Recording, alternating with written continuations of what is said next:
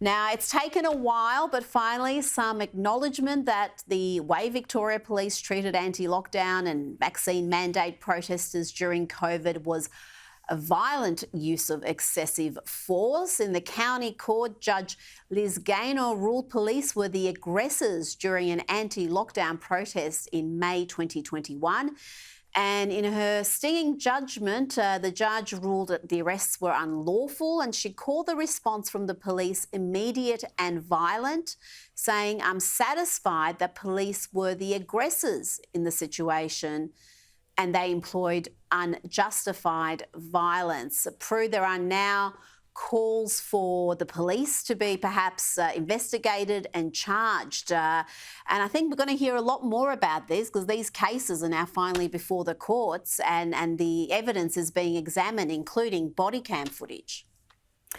Well, I'm not an apologist for the police, and I think they have totally overstepped the mark, and they were aggressors and incredibly violent.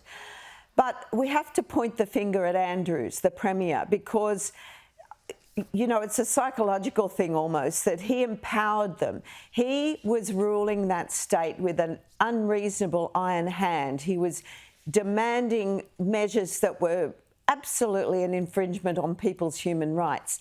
And I suspect, because the police force in Victoria was and still remains a very big political arm of the premiers of the state, and they were empowered by Andrews to do this aggressive enforcement. So he's, to me, as culpable as the police who did seriously overstep the mark. Oh, absolutely. We need a royal commission with everybody to answer questions, including the state premiers. Now, the budget, you're not going to escape a budget question, Prue. I know you thought you were going to, but it's tomorrow night, and the Australian Financial Review notes that Treasurer Jim Chalmers is breaking from the market-based economic model favoured by the Hawke and Keating governments that helped deliver years of national prosperity. John Keogh writes, Jim Chalmers is ripping up the economic textbook. The Labor Treasurer is embracing a bigger role for government to direct capital and allocate resources. But Prue, how can a government that, let's be frank here, has next to zero business experience pick out winning projects to back with our money? Well, we've already seen that they are totally inept at it with this Future Made in Australia, and we have, the $1 billion into the solar panels when we know there's a glut of solar panels, and that China and many other countries can produce them much cheaper than we could possibly ever do. And then we've got this very questionable tendering process over the PSI quantum allocation of another $1 billion.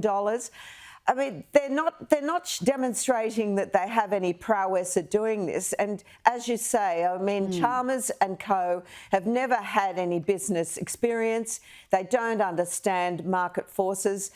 Keating and Hawke certainly did, and that's where this country was, really reinvigorated.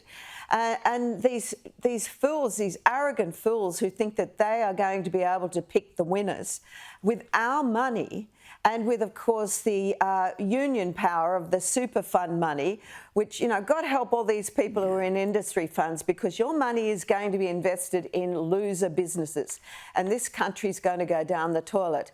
And he keeps saying, Chalmers, that he knows better than the RBA that we are going to have inflation down to 2 or 3% by Christmas. Give us a break. I mean, the man is, he did work for Wayne Swan. Wasn't he the universe's greatest treasurer? And he never, ever produced a surplus. And this is the guy who worked for him. So God help Australia is all I can say. Yeah, I think Wayne Swan promised us 4 surpluses, but I don't think he actually delivered one at all. No. But yes, we'll see how we go here. But it's just, we do not need an expansionary budget in the current environment. The last thing we want is the Reserve Bank spooked with inflationary pressure and rates remaining high or even going up further. Now, speaking of Paul Keating there, I don't know if you caught this story in the Sunday Telegraph. Annette Sharp reporting there that the former Labor Prime Minister, who is now 80 years old, has found love with a 30-something Polish waitress. Got to hand it to Paul Keating. No one ever said he was boring, Prue. No, well, there must be some life in the old boy yet, unless they just wind clocks together and you know, talk about art or something. I don't know. But good on him. You know, at least it might keep him off the media trail and, you know, throwing grenades at various people as he loves to do. And of course, cozying up to China. It's interesting that, does Poland and China get on? I'm not quite sure. Well, yes. The less he says about China, the better, I think, for all of us. Yes. Now, let's go to the US, where a small number of students at Duke University staged a walkout, a very loud walkout, in protest of Jerry Seinfeld's appearance at their commencement ceremony. You can see them there getting up and leaving. I doubt Jerry really was too fussed about this. Let's have a listen to what he had to say. My point is we're embarrassed about things we should be proud of and proud of things we should be embarrassed about. So on my staff in the 90s, we had a lot of Harvard guys. They were fantastic, but I could never understand why these guys were so embarrassed about being from Harvard. They would never talk about it. They would never mention it. I'm not talking about Harvard now. I'm talking about the way it used to be. You're never going to believe this. Harvard used to be a great place to go to school. He told them not to be ashamed of their privilege and to maintain a sense of humour. And I think that's very good advice indeed.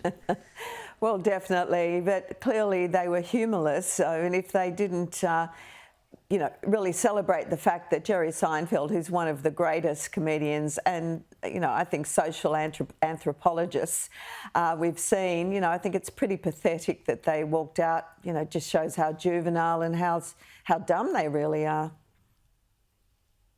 Oh, absolutely. But I think it was, with Duke University, a small but loud minority. When you look at the numbers who actually got up and walked out, a few of them had banners and they looked... they were in the dozens, not their hundreds. So I guess that's a positive sign. Prue McSween, thank you so much.